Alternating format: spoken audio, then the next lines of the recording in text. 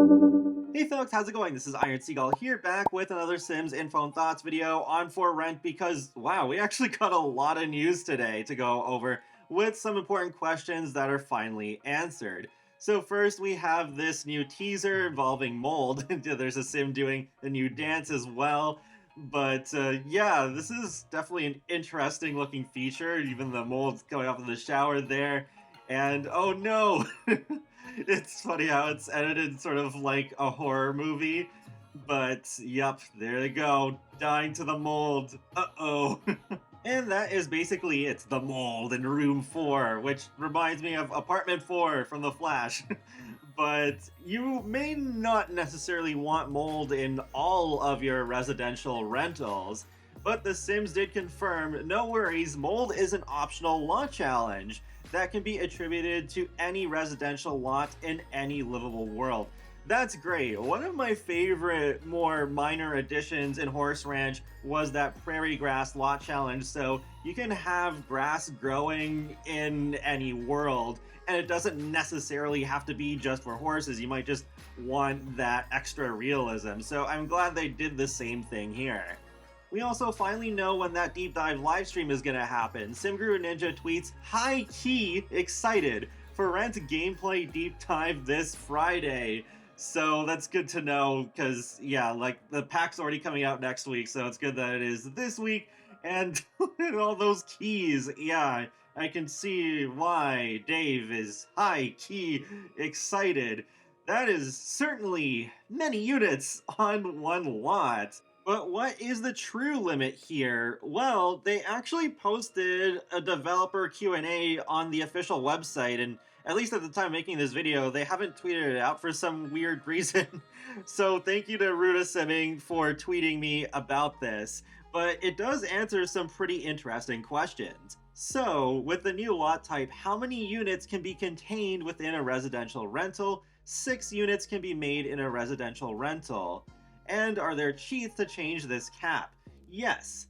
bb.increase rental unit cap on/off. But note that there is a max of 99 units per save. Ugh, sorry for thinking that it was unlimited, because that tweet from Singer Ninja a while back made it seem like that we truly could have as many as we wanted, but okay, we do have that limit per save, so I wonder if there's going to be some kind of way of keeping track of that other than just writing it down ourselves, because we didn't really see anything that showed such a limit in the gameplay trailer, even though they could have just chosen not to show that.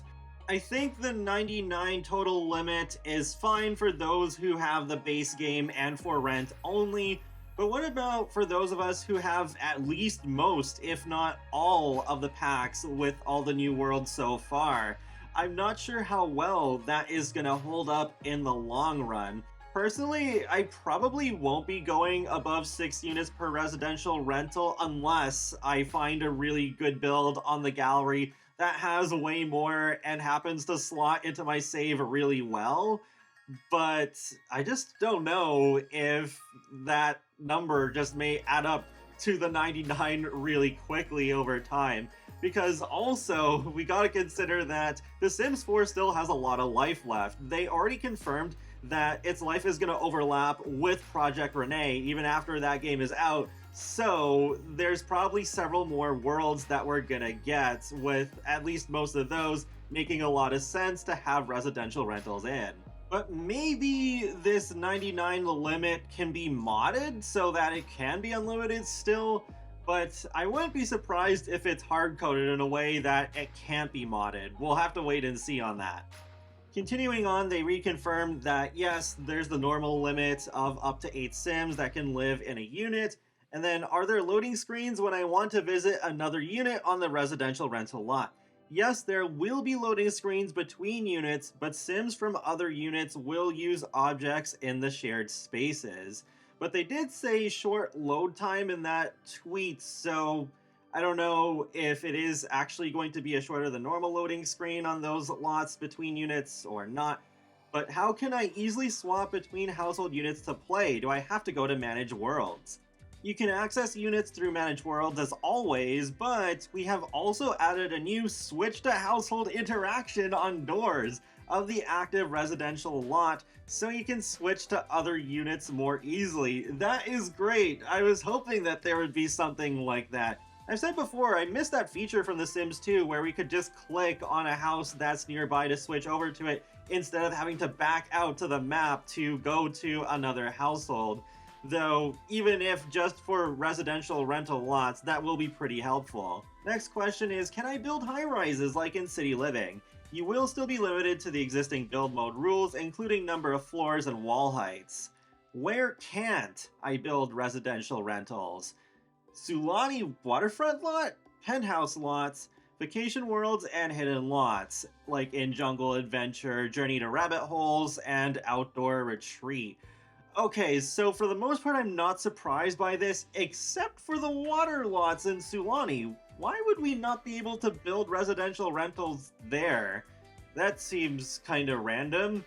And then can I change apartments from City Living or Eco Lifestyle to the new residential rentals? Residential rentals are a brand new lot type with all new gameplay offered in for rent. Existing apartments in City Living or Eco Lifestyle remain unique and separate from this new residential rental lot type, although residential rentals can be placed in lots from these worlds to add even more dimension and variety. Can I build a residential rental on a penthouse from City Living? Penthouses are special lots that will not work with this venue type. Penthouses and their functionality will remain unchanged with for rent. I'm not too surprised by this either, because the apartment shells in City Living and Eco Lifestyle have their own gameplay with the apartment problem system and NPC landlords for those. So yeah, it makes sense those are being kept separate. Do new residential rental events happen on apartment lots? We have added maintenance troubles as a new lot challenge that can be placed on any other residential lots. The new maintenance events, though, can only happen on residential rentals by default. That's really good that they thought of that there is a way to have residential rental gameplay on the other just residential types, like the normal residential and haunted house and tiny home residential too. So then this pack can affect even more of your typical gameplay than what we initially thought. With property management, can I own any other businesses with this pack? You will still be able to own businesses from other packs as well as be a property owner for residential rental lots. We do not have any new businesses added with this pack. So yep, you can run a restaurant and be a property owner at the same time. Do the water heater and AC units include gameplay? Do they work on lots other than residential rentals? Yes, there is gameplay associated with the water heater, electrical panel, AC unit, and the radiators. Some of these will have additional gameplay when used in conjunction with seasons. That's great. I wonder if they would go back and update that radiator from vampires to be functional though, because a lot of people have asked for that. Also, these will work for all residential lots, but when used in residential rental lots, they will work for the individual units if placed inside them, or for all units if placed in the shared spaces. So, okay, that's interesting to know that bit of information too. I guess that's how the thermostat from Seasons will work too. Next we have, can a unit on a residential rental be a business venue / lot type? Residential rentals, a business in and of themselves, cannot be combined with other businesses. Yeah, I'm not surprised about that. I hope we could have multi-purpose venue types in the future. Does mold cause Sims to become zombies? Mold gameplay and associated deaths are very opt-in and easily avoidable. No zombie outbreaks are attached to this new death type and ghosts. Even though I do like occults in The Sims, I've never been a big fan of zombies. I just find them kind of, not that interesting. It's more the survival stories around the humans who are trying to live through the zombie apocalypse that I find way more interesting. Next up is Closer Than Ever. Will Sims snoop by themselves autonomously? If Sims have the Nosy trait, they will observe other Sims but will not find out any secrets. Are snooping Sims burglars? Will burglar music play?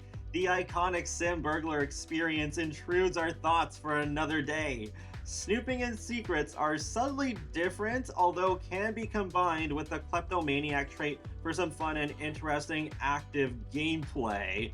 So it's kind of like they are acknowledging our requests for burglars, so I guess there's still a chance that we could get them, but they're not coming with this pack, unfortunately. Then we have Bustling and Beautiful. How many new lots are there? 2 neighborhoods, 9 lots. Yep, that leak was right about that.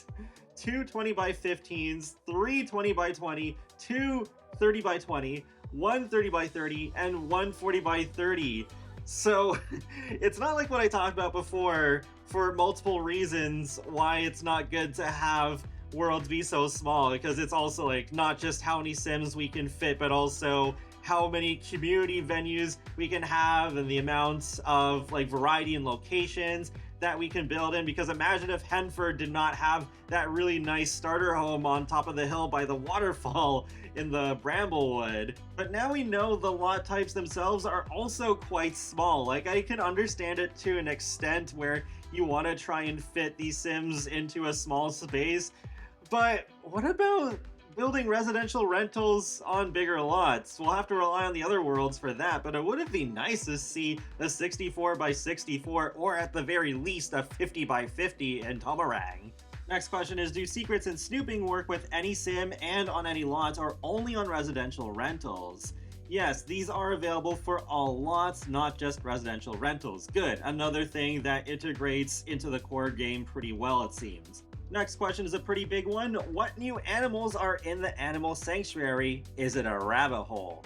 The Tiger Sanctuary in Tomarang is a rabbit hole activity for Sims. While your Sims adventure off screen, you'll navigate the best choice path to earn them cool new rewards and unlockables. Darn it!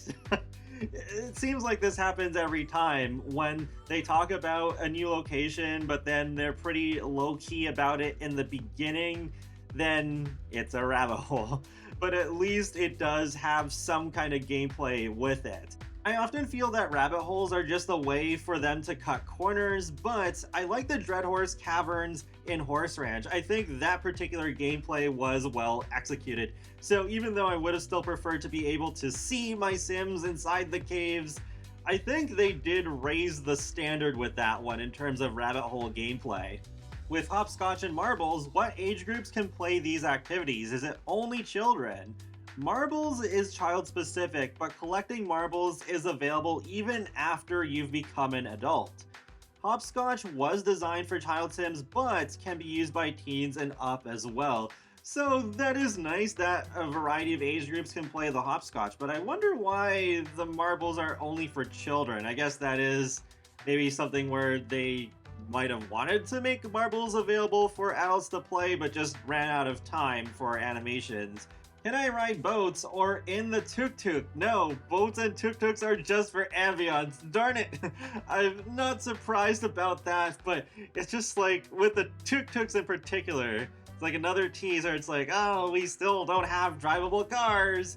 But then we get all of these other vehicles, whether they're decor or not. And while they did not need to include new boat types that are usable in for rent, I would like to see more boats eventually, because we only got 2 with Island Living, and both of those only support up to 1 Sim sitting in it at a time.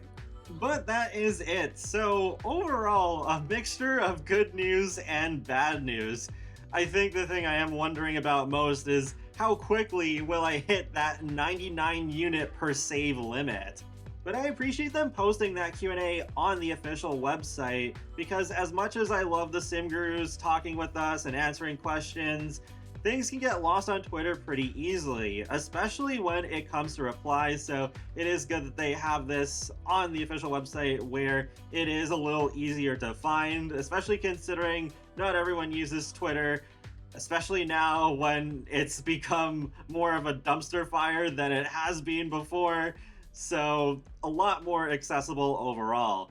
And I hope they keep doing those little teaser videos like the mold one and the other 2 that they've put out with For Rent, that they keep doing this for future expansion packs and maybe stuff packs and game packs as well. And that wraps up another Sims info and thoughts video, so feel free to let me know your thoughts in the comment section below on all this new info with For Rent, and be sure to subscribe if you'd like to keep up with my latest gaming content. I will talk to you all later, and have a great day. Thanks for watching!